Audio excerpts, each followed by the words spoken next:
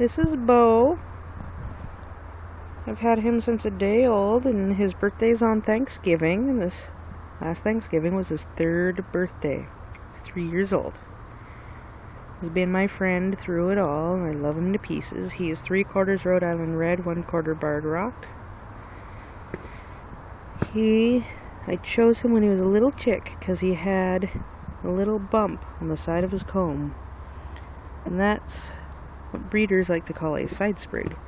The noises you're hearing is, of course, Bowser. Over here, he's eating dinner.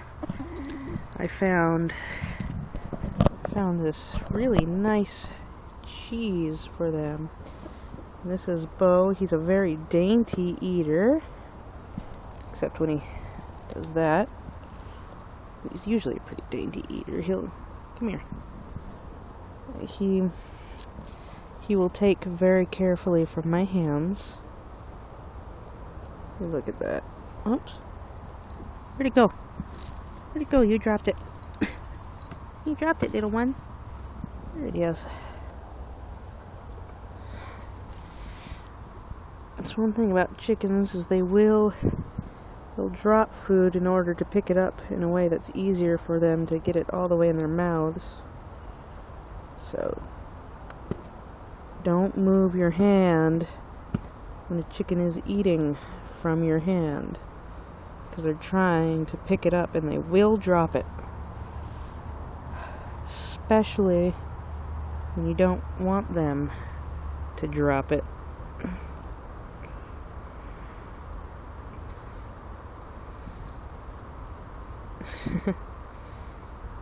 Bo has always been a big goofball. He's always been extremely graceless. He's always been very gentle.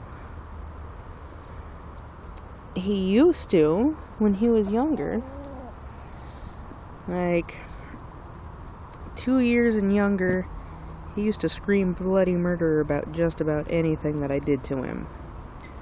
But now I can do just about anything I want, and he's okay with it. He mellowed out a lot in his 2nd year.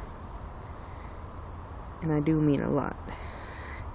He's still looking for food. But he's very, very sweet. Also, an interesting thing about Bo, he will not use his oil gland. The oil gland is, this is underneath the hackle feathers. And these first couple tail feathers, you lift these up too.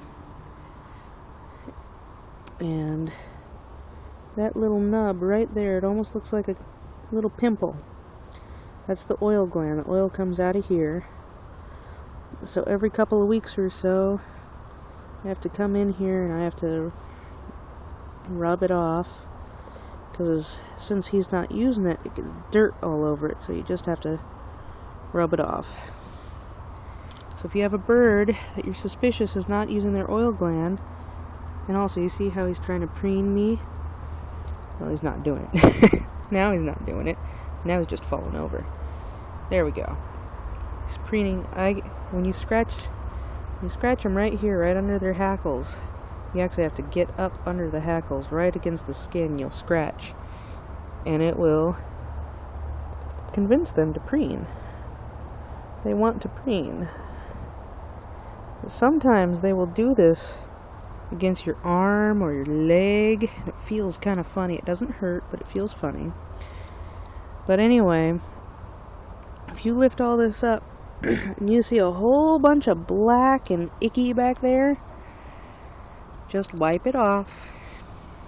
Wipe it off, and if oil oozes from the gland, you might put some iodine on it, but just wipe it off and they'll be fine. I asked my vet about it, and he said that some birds are just lazy and they don't like to preen. Sometimes it just happens. Yes, Bo.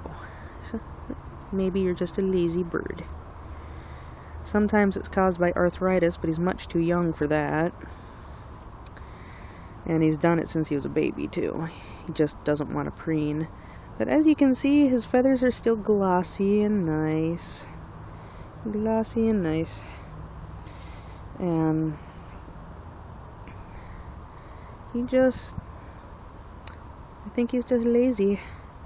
But my vet says that's okay. And he says just keep it clean. Every couple of weeks go in there and rub off the dirt that accumulates on it. You don't have to squeeze it or anything. You don't have to encourage oil to come out, because if they're not using it, they're not using it, and it's not going to help anything. And if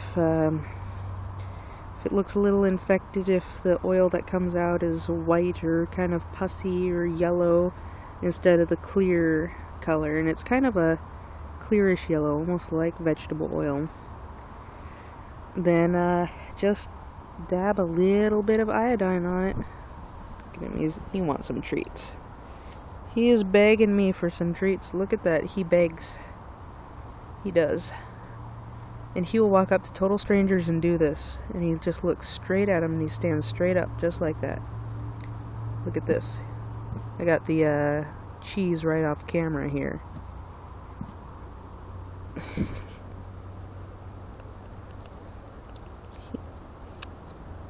I took him to a park once and there was a lady eating a fancy chili dog with a whole bunch of condiments on it.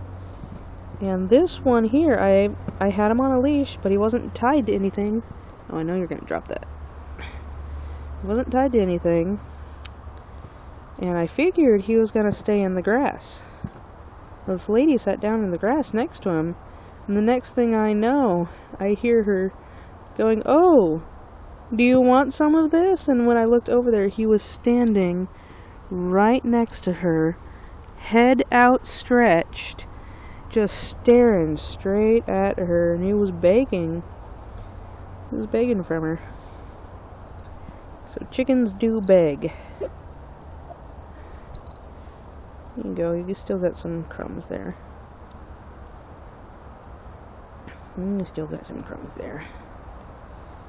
So Bo and Bowser, they're the two that I've had the longest. They're the most well-trained and the most well-mannered.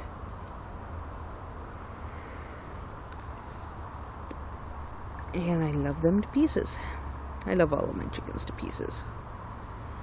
But I do love my Bo and my Bowser, because they're the most well-trained and the most well-mannered, and I just love them. Say bye-bye, Bo. Say bye-bye, Bo. Say bye-bye. Oh, I can mannequin him. Say bye-bye, Bo. Bye-bye. He's busy getting, I just filed down his beak. You know, literally with a file. So, he's still getting used to that. Come on, Bo. Bye-bye. Bye-bye.